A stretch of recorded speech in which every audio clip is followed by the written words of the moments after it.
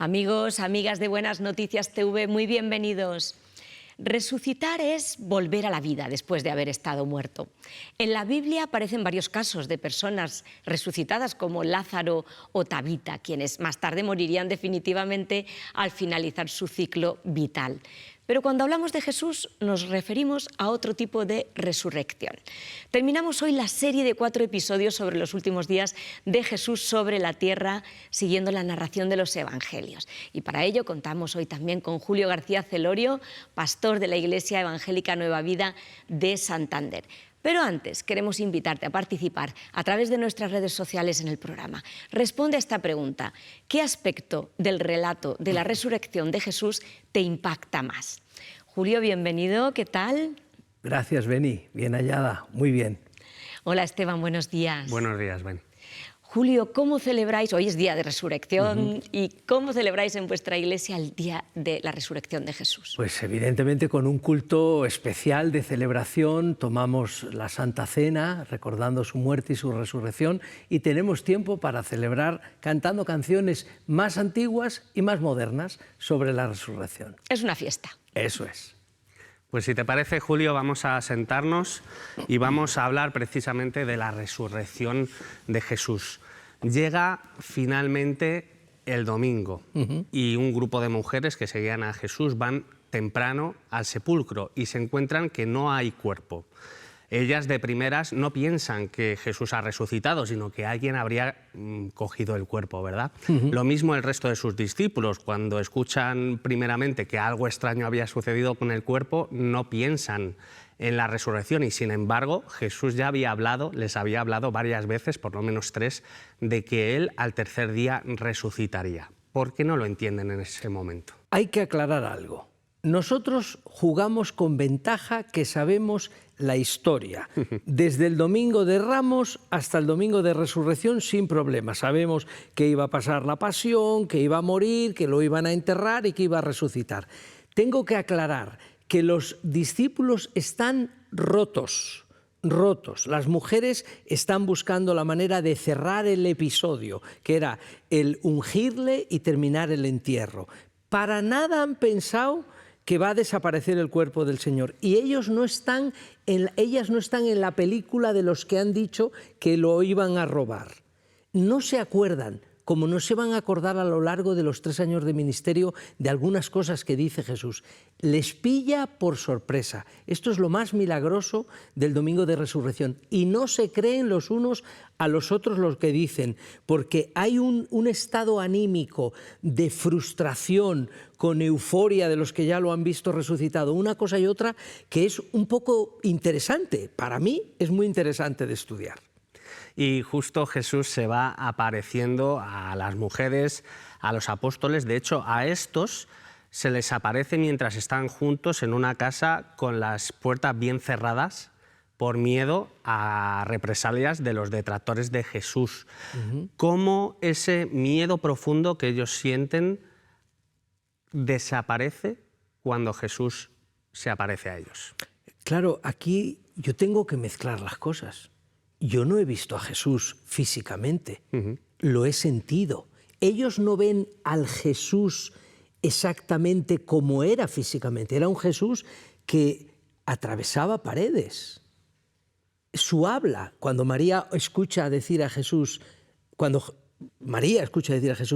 María, ella se da cuenta que nadie la llama como la llama a él. Entonces, yo creo que el miedo se va quitando como la fe nos pasa a los que no le hemos visto resucitado físicamente.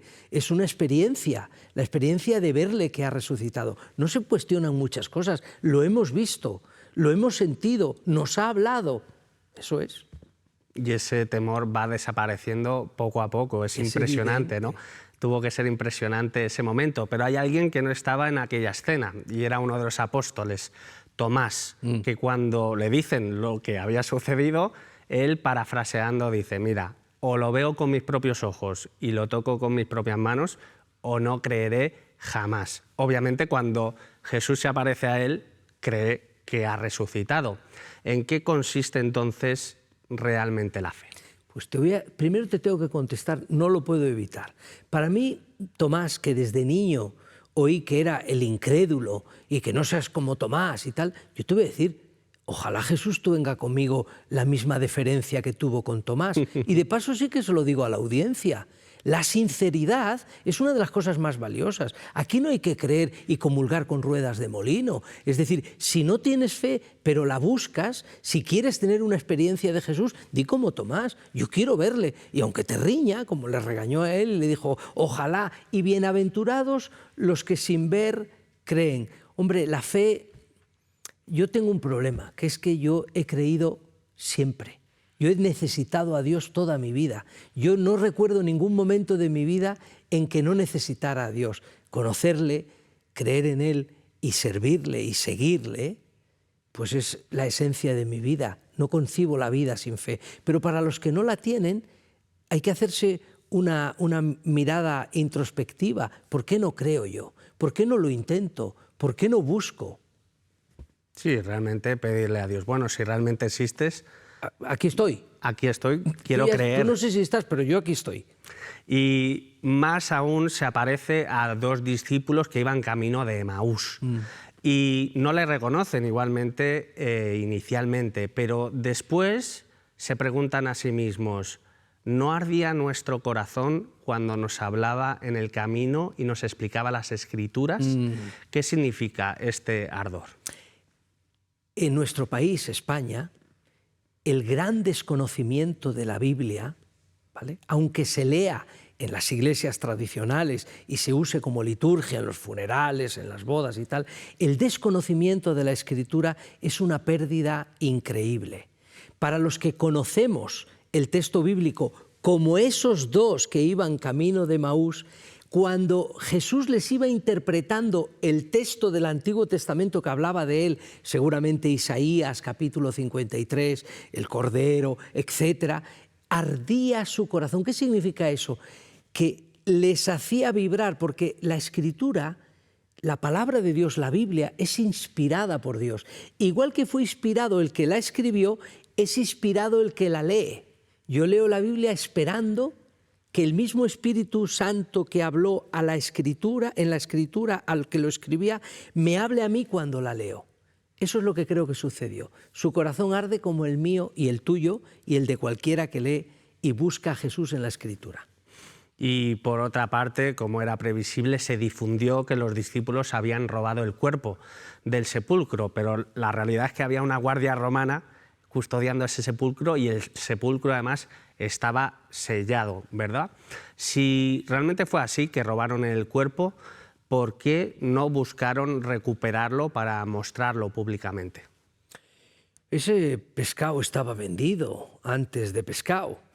Es decir, eso era una mentira inventada. Los sacerdotes que reciben a los romanos que están haciendo la guardia se dan cuenta que aquella gente no mentía, que lo extraordinario que pasó no lo podían inventar dos soldados, y mucho menos y no lo hubieran podido dejar. Decir que os dormisteis o que bebisteis y tal, no hay nada que buscar.